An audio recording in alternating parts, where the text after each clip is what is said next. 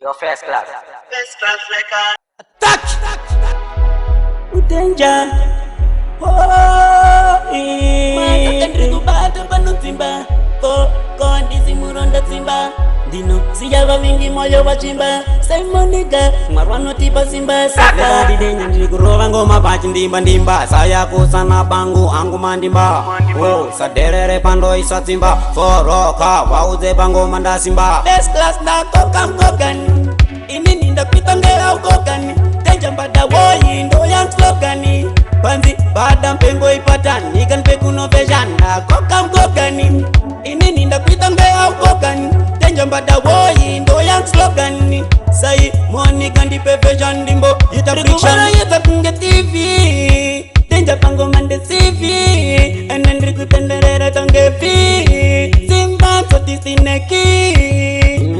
varovera ngoma chacha vamwe variko bamba kungedatya wedoriza denja mbadabati kona wacha ininine ngoma tave mapatya first class ndakokamkokani inini ndakwitangera ukokani denja mbada woyi ndoyan slogani panzi bada mpengo ipatani ikanpe kunoveshana kokamkokani inini ndakwitangera ukokani denja mbada woyi ndoyan slogani sai monika ndipefeshan ndimbo itafikshana ndikubata panotsimba kondisi muronda tsimba ndino siyava vingi moyo wachimba sai monika mwarwanotipa simba saka baby rasta atna nguva yeku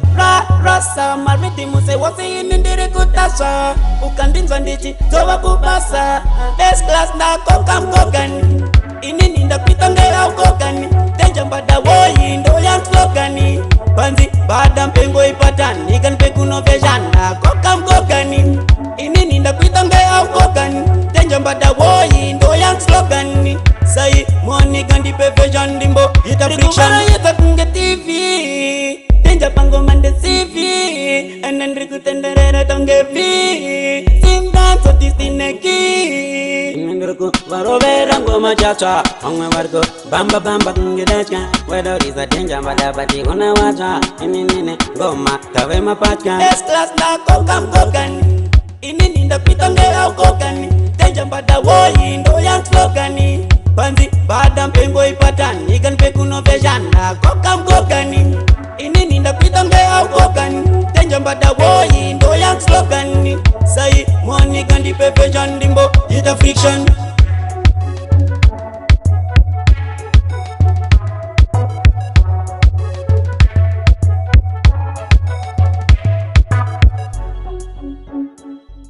First class record.